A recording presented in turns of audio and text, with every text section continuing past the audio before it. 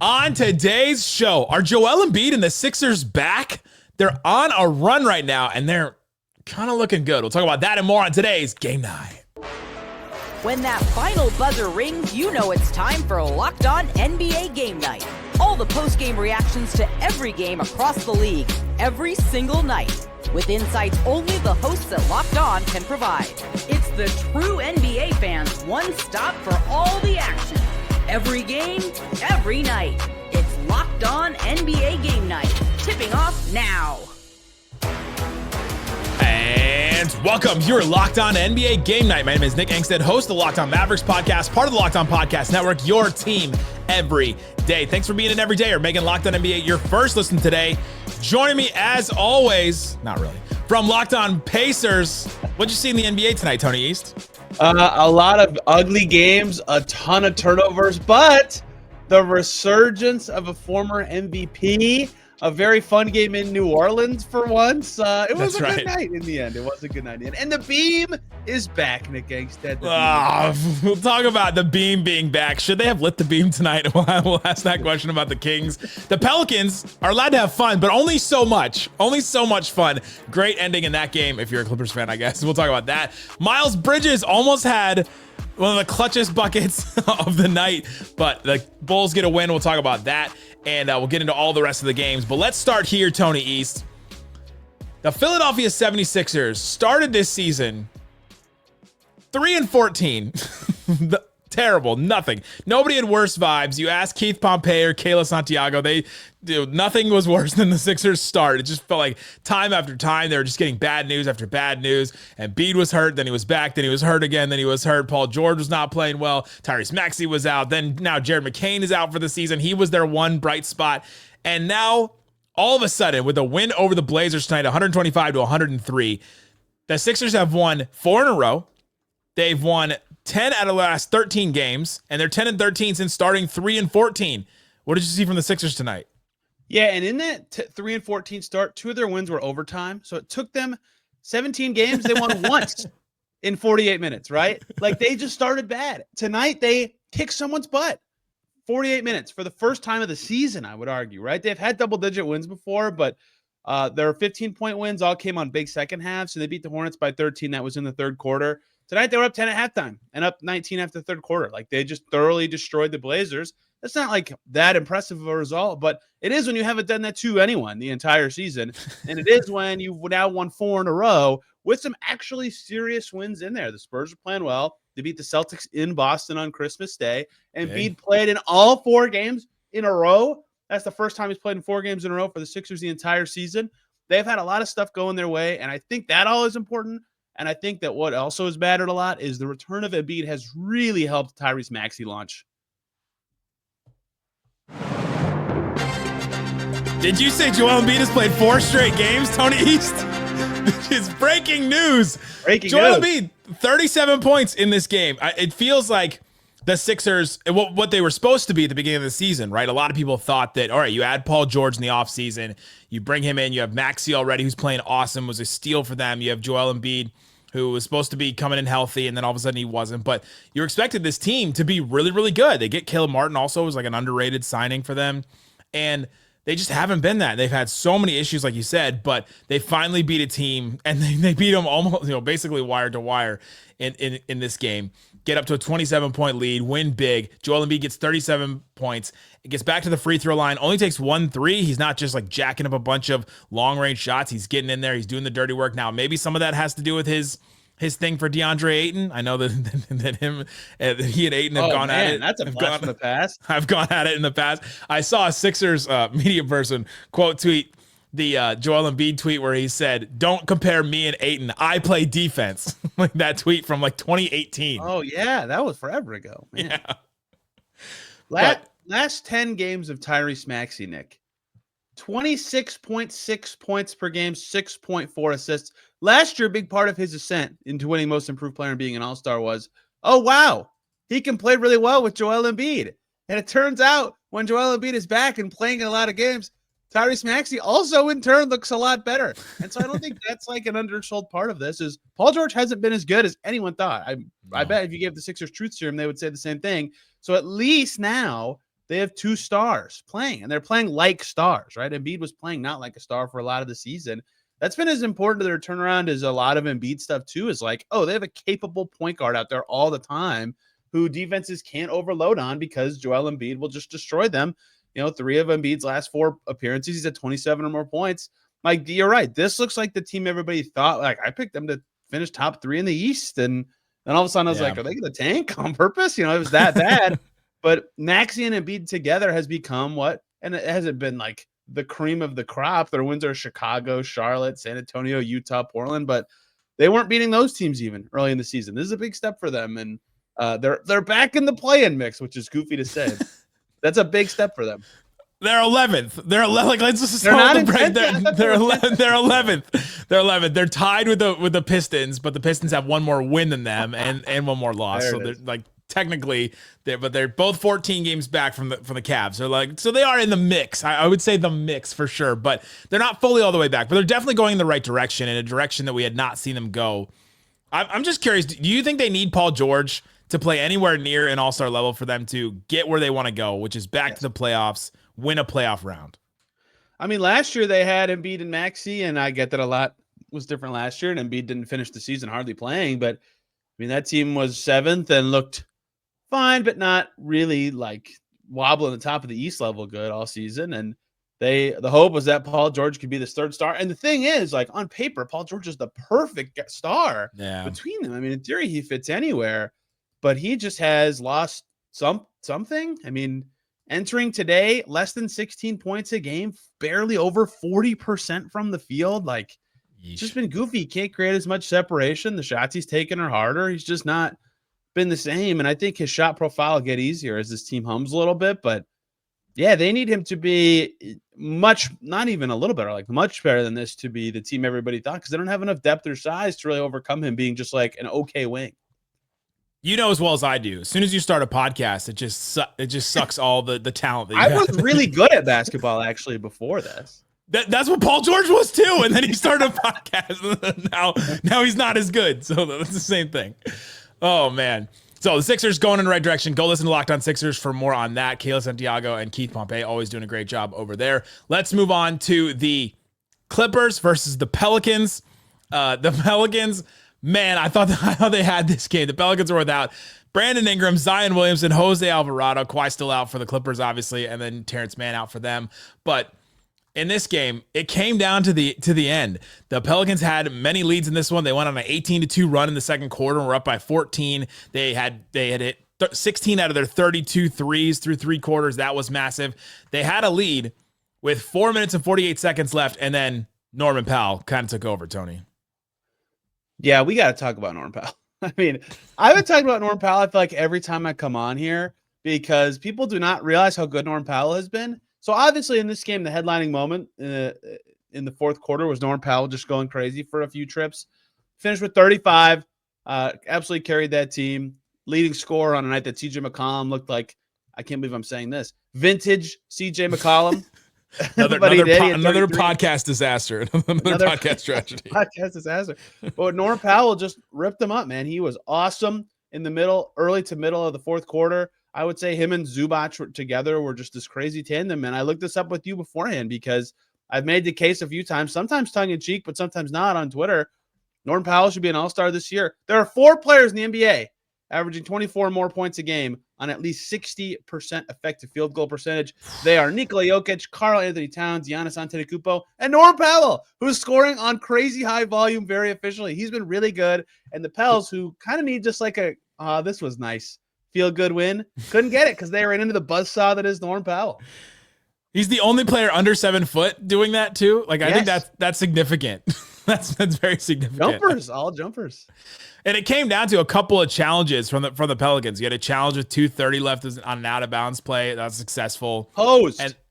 And then you got a CJ floater with 2:14 left, and they were tied at that point. And then you had the Pelicans miss a shot, get an offensive rebound, miss again with 24 seconds left. And then you had this weird challenge at the end, which Tony was alluding to, 16 seconds left, an inbounds from the Clippers, and DeJounte Murray was wrapping up James Harden, while James Harden was also wrapping up his arms as well. They're both like holding on to each other, and James Harden flops a little bit, like, just does a little like body jerk thing, and he gets the foul call.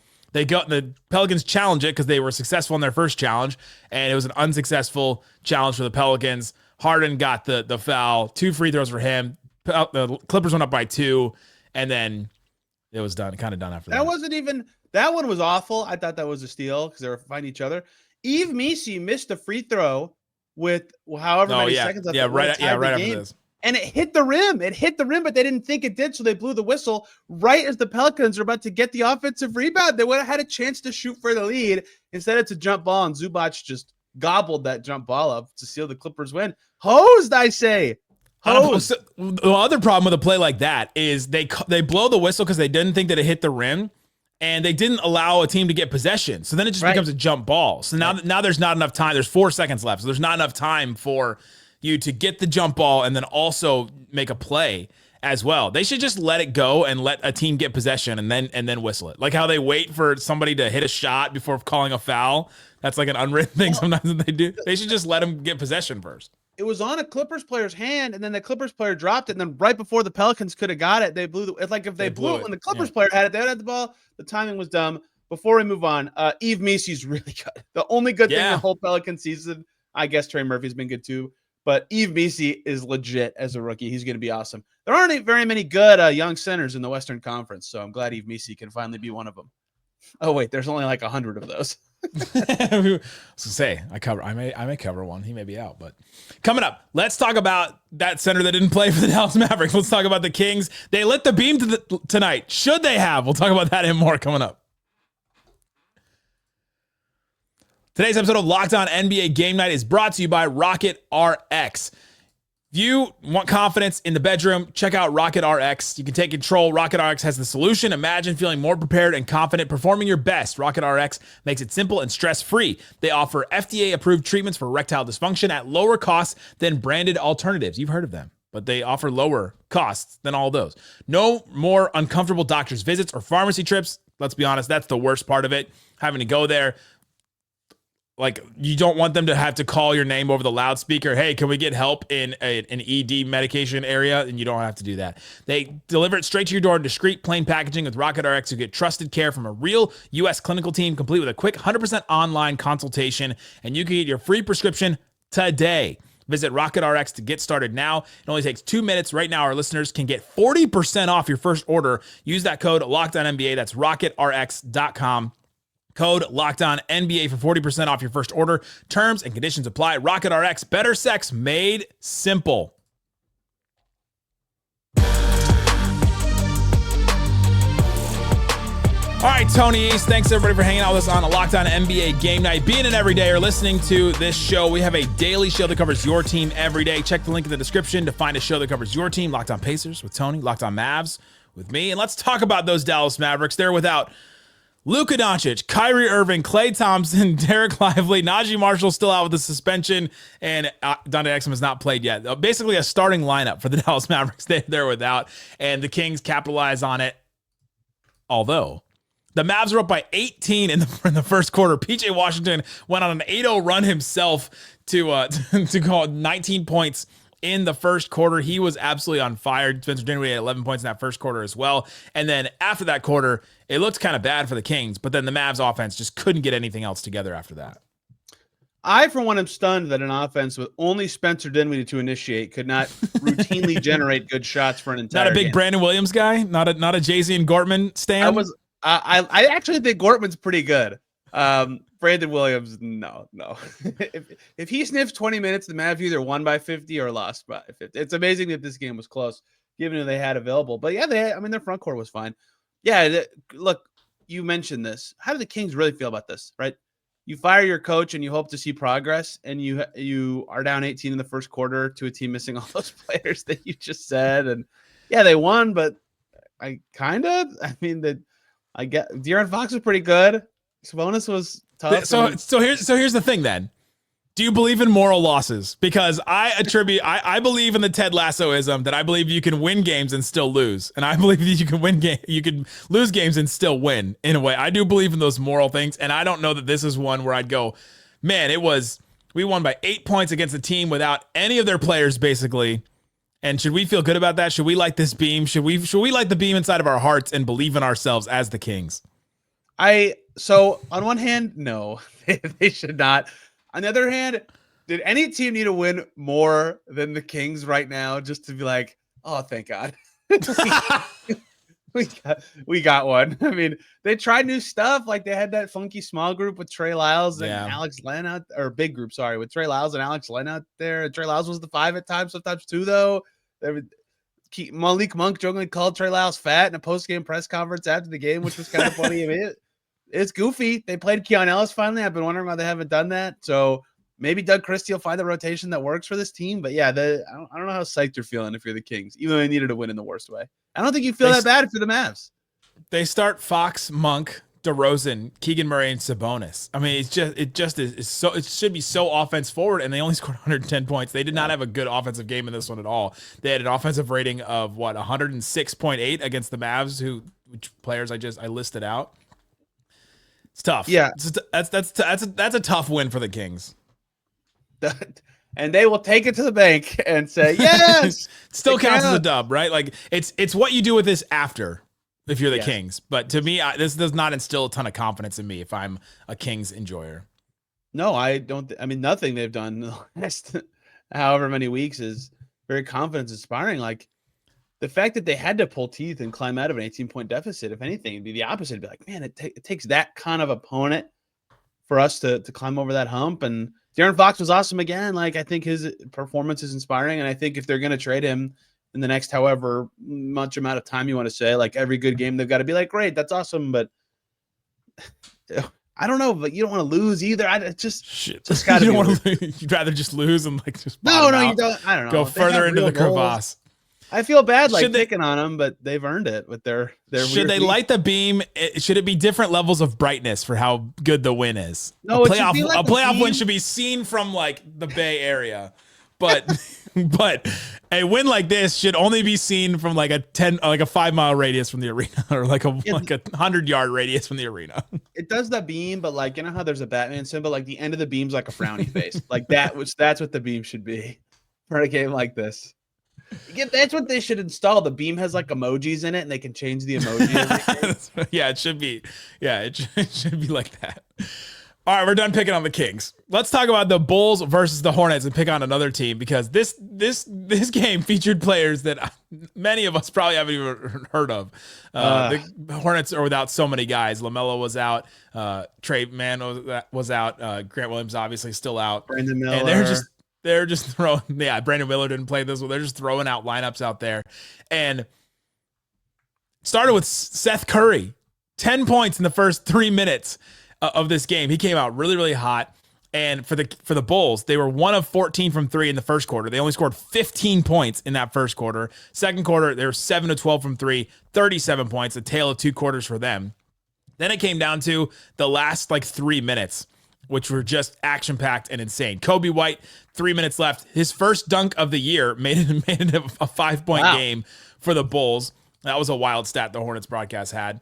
And then it's a 5-point game for the Bulls, and the next couple of plays were all Miles Bridges. He got a right side runner. He got a huge rebound, then a pick-and-roll pass to Mark Williams, who got an and one. Great to see Mark Williams back. He had 20 points and 12 boards. Played 30 minutes. Yeah, good 2 assists, 2 steals. Massive stat line for him in this one. And then Miles Bridges had a turnover, but Chicago gave it right back. Miles Bridges missed a corner 3 with 10 seconds left that would have gave them it would have tied the game there.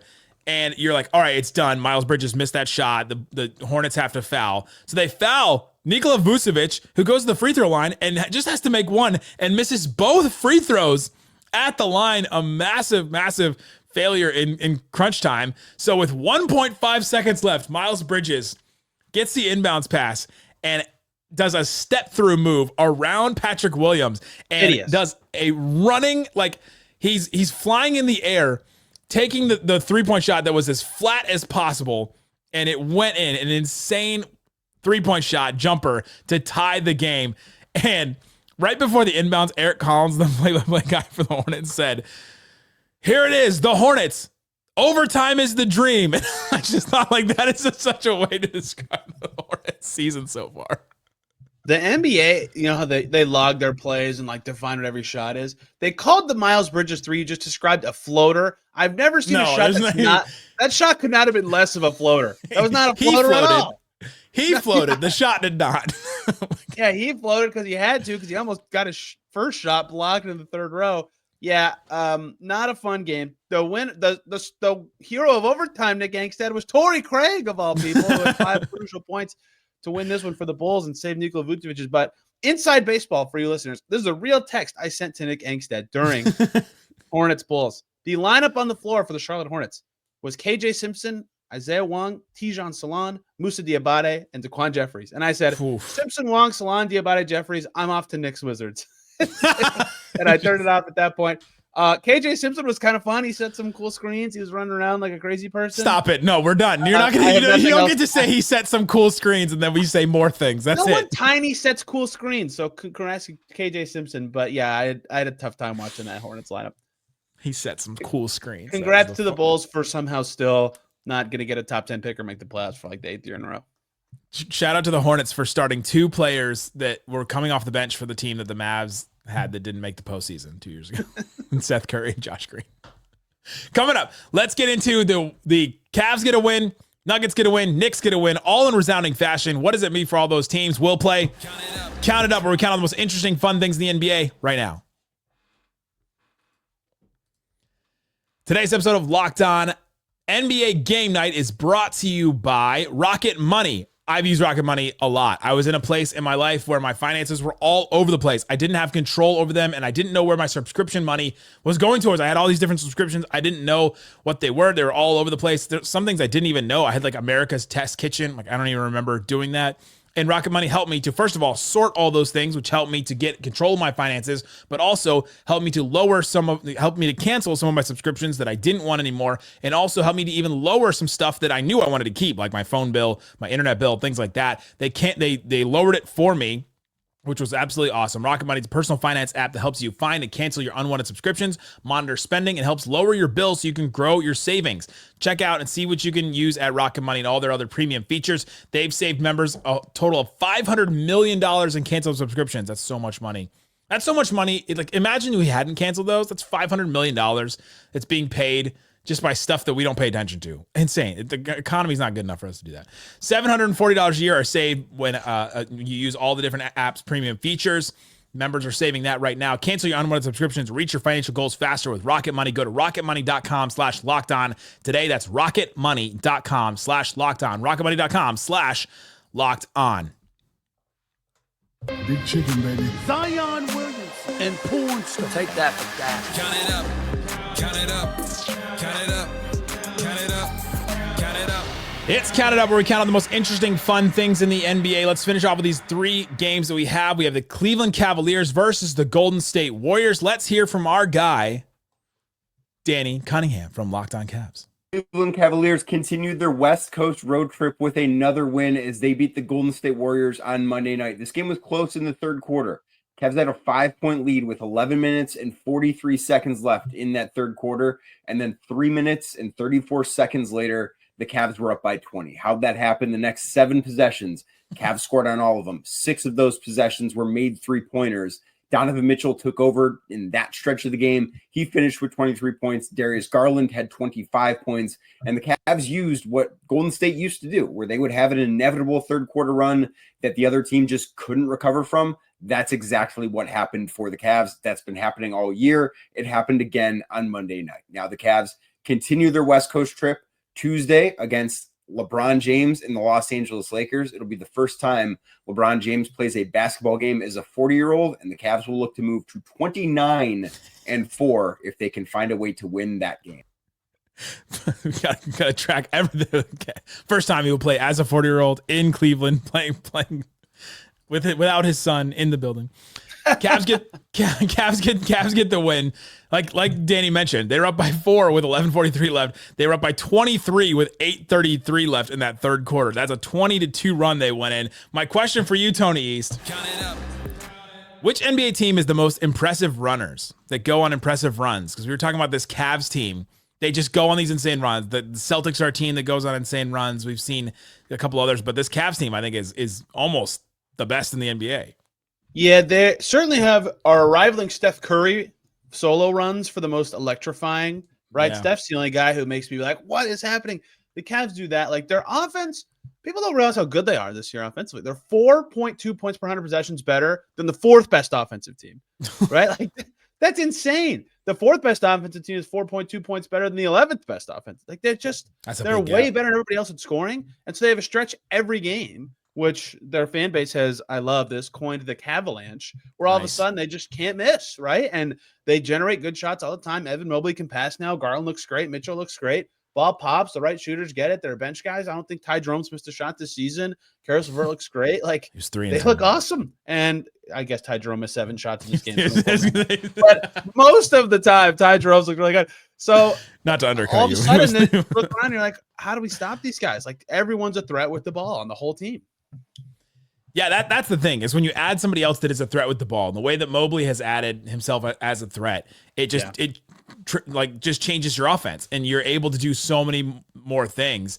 And I think that there's been a little bit more unselfishness with Mitchell and Garland. Listening to Danny Cunningham talking about this team, there's been a little bit more unselfishness where it's not just Mitchell taking 25 shots and Garland only getting like 15, or something like that, where it's a little bit more even out between the two of them. They've had much better synergy between the two of them. And when that synergy happens, we actually saw it with the Celtics last year, where it's not so much about just Tatum, not so much about just Brown. When it's the team together, it makes everybody else around you better. And I think that this Cavs team has been super, super impressive this year. Can I ask you a sad question? About Steph Curry? Yes, it is about Steph Curry. Are you I was just looking at his line? I hate to say the W word, Nick. Should people be worried about Steph? I mean, gosh, 11 points in this game on 14 shots. He had that dreadful game in Memphis. Now he had 2 points on 7 shots. I covered the Pacers, so I saw this one. Against the Pacers, he had 10 points on 13 shots. That's 3 oh no level games in, what is that? 12 days, 11 days. That's their whole kind of strategy, is him being really good. It's tough. I am worried about it. I'm worried about him being like the number one that they expect him to be, that they were talking about making this huge, they keep talking about making a huge trade. You listen to Locked On Warriors, and all offseason they're talking about Lowry market and this or whoever else that, making a trade or getting Paul George or whoever else there were rumors about. And if Steph Curry's going to play like this, then there's no reason to make a trade like this, and it's just right off into the sunset. Well, thankfully, their other star, Draymond Green, came in with a big 1 for 10 for 2 points. So that'll another podcast strategy. Oh my gosh, this unintentional theme has gone very well today.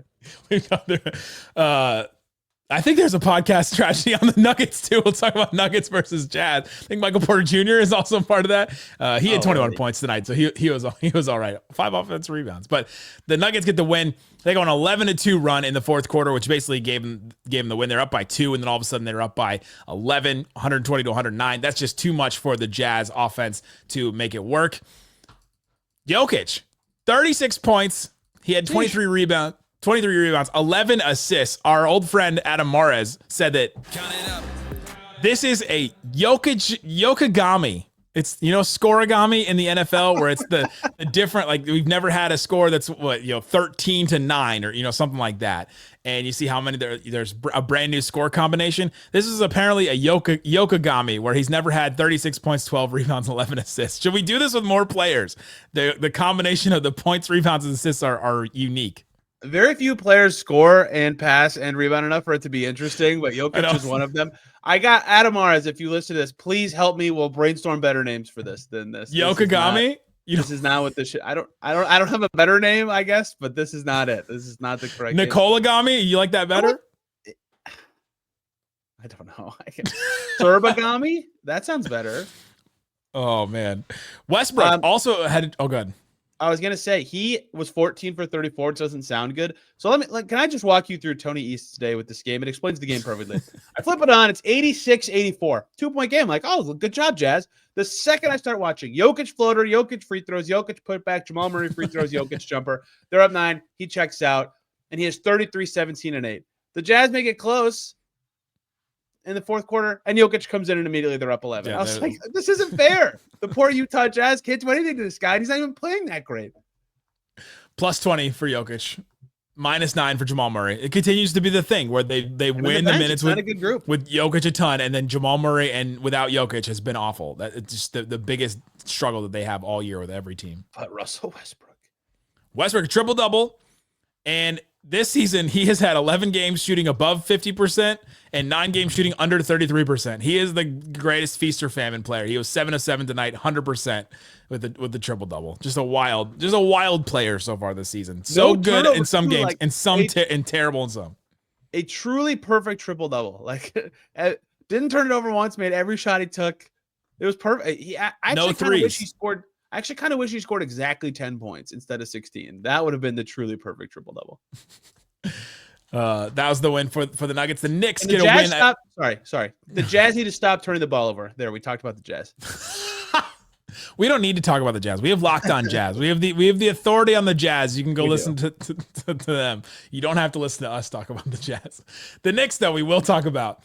Not shade to Alex Wolf and Gavin Shaw. We will talk about the Knicks. They get a win against the Wizards, and the Knicks were just kind of messing around in this game. It felt like Josh Hart had 17 points in the second quarter. That was massive for them. They were tied with 9 minutes and 33 seconds left in the third quarter, 63-63. 4 minutes left in the fourth quarter. It was 120-99. That is a 57-36 stretch. I can't call it a run. It's too long to be a run, but it's a stretch right there where their offense just poured it on. But I have one thing about the Knicks here. Count it up. The Knicks lost the bench scoring battle 22-55 in this game. They have lost the bench scoring battle in all but 4 games this season. How long can they last doing that? A Tibbs team? I mean, we've seen them last a while, but when it crashes, it seems like it crashes very painfully every time, right? And I think the Knicks fans would say eventually they'll get Mitchell Robinson back, and that is true. That will help. And they got Landry Shamet, like that's all great, but they don't. Tibbs doesn't trust these guys. Cam Payne played 6 minutes. Landry Shamet played 11. Like it's really tough, and that's part of the reason their scoring numbers are low. But at some point, you can't run these guys like this. You have to play Josh Hart 41.5 minutes to beat the Wizards in December. Like that's not what you want to do. And he turned the game around. They were losing before he had that 17-point second quarter, right? Like they need their best guys to be good, which is fine. They have a really great group. Cat carried them in the second half, but yeah, it's concerning, right? No one wants to play this way. And it's funny because most of the other really good NBA teams, especially in the way the NBA has kind of upped the pace as a very common style, like depth is carrying all those teams, and the Knicks are the opposite of it. Maybe it'll keep working for them, but I do think they have to be scared of it. Did we crap on every team's wins tonight?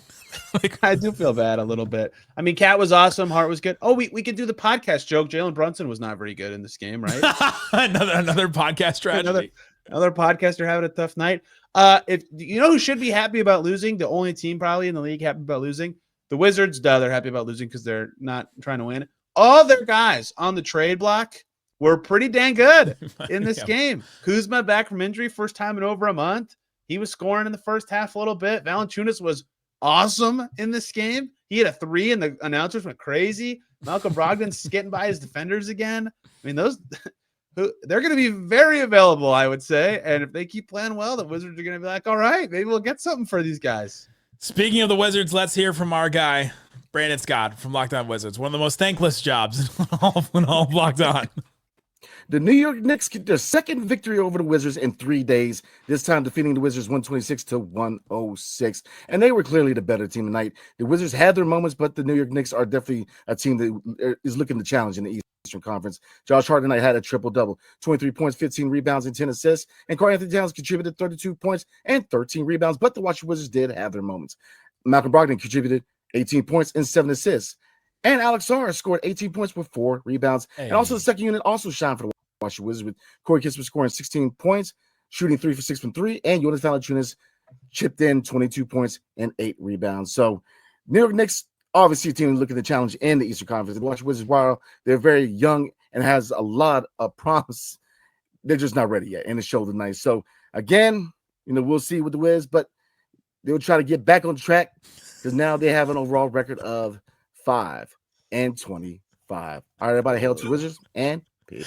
The light was slowly leaving his eyes as he was reading that record. 5-5. The Knicks' current win streak is longer than 5. Like it's painful. The Knicks have won more in a week than the Wizards have won all season. Is that what you're trying to tell me? Guys, thanks for hanging out with us on Locked On NBA Game Night. Go check out the other shows that we have, Locked On Pacers with Tony East, Locked On Mavs with me and Isaac and all those guys. Guys, thanks for hanging out with us. Go listen to Matt Moore and Doug Branson and Hayes on Locked On NBA Midday. Thanks so much for listening to Locked On NBA Game Night. Boom.